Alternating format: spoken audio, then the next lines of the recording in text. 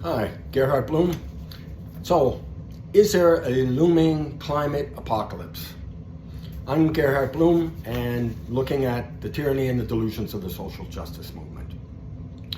This climate apocalyptic nonsense has been going on for absolute decades. Decade after decade, you've got these prophets of doom telling you that unless we act within 12 years, environmental collapse will inevitably occur. In 2006, and by no means was this the earliest of the apocalyptic warnings, Al Gore told you that unless we took drastic measures to reduce greenhouse gases, the world would reach a point of no return in a mere 10 years. This was 2006. It's a true planetary emergency, he told you. Did we take dramatic steps to reduce climate emissions? No, we did absolutely nothing other than pointy-headed leftists promising to cut emissions. Nobody actually cut emissions. Other than the United States with fracking, natural gas, cut emissions painlessly, absolutely painlessly.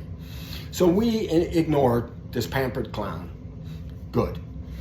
Long before millionaire environmental saint Al Gore, there was Paul Ehrlich preaching apocalyptic environmental nonsense. His book, The Population Bomb, this was written in the late 1960s, predicting mass starvation in the 1970s and 80s, right? Mass starvation, unless we dramatically disrupted economic productivity and wealth. Well, we ignored him too, thankfully, except those pointy-headed leftists. As populations rose dramatically, food production outpaced this dramatic increase in population, right? Populations increased, food production increased even more rapidly. And these greater numbers of people are fed better than ever. We have now more than enough food to feed everybody on this planet and feed them well. Starvation in this world doesn't occur by virtue of not enough food. It's political fighting, warfare, civil wars, that sort of thing. They're artificially contrived. It has nothing to do with food production. And in between Saints Gore and Ehrlich, there have been numerous other claims of impending apocalyptic doom.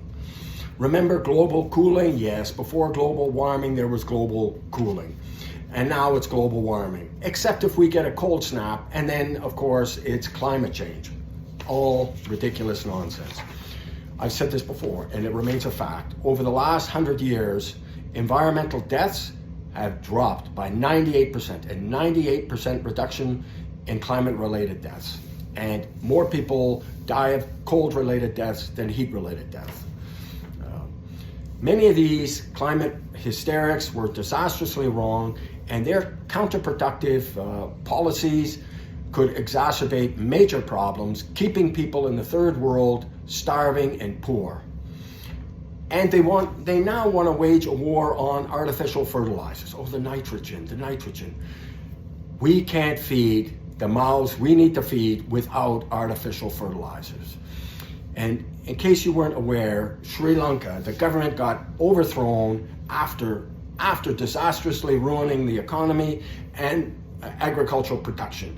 And leftists are trying to do the same now in Holland. It's ridiculous.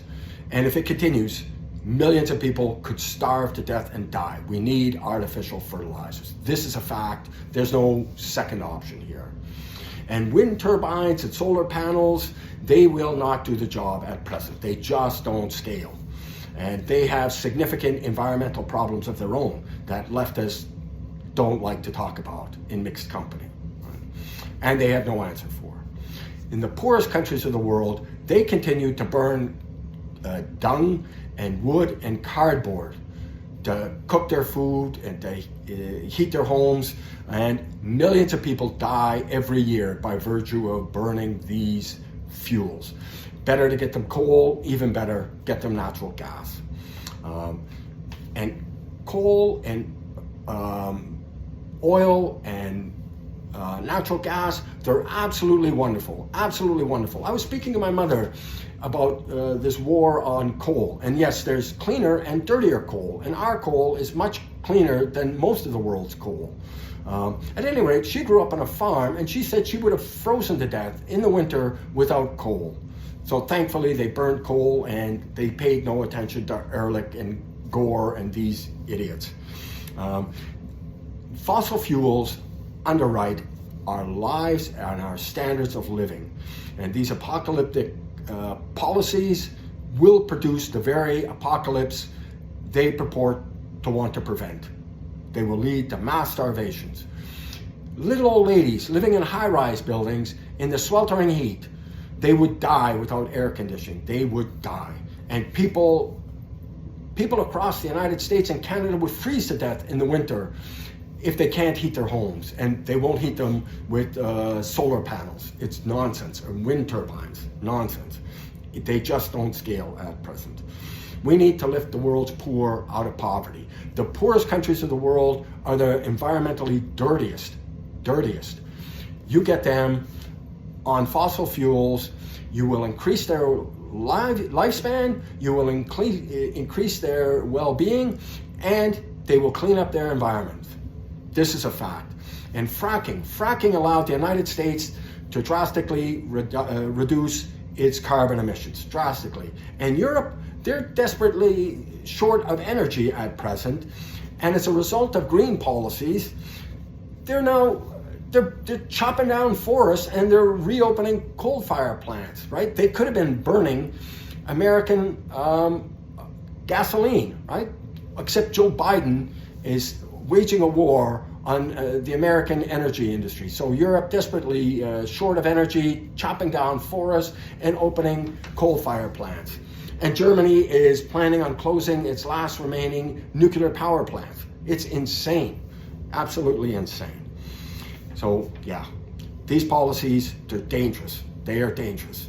And no, we're not facing any climate-related emergencies other than the one that these environmentalists could easily produce. I hope you will check out my book, Deconstructing Social Justice. This leftist ideology is poisonous. It's disastrously wrong on every front, Thank you so much for your time and attention. Bye-bye.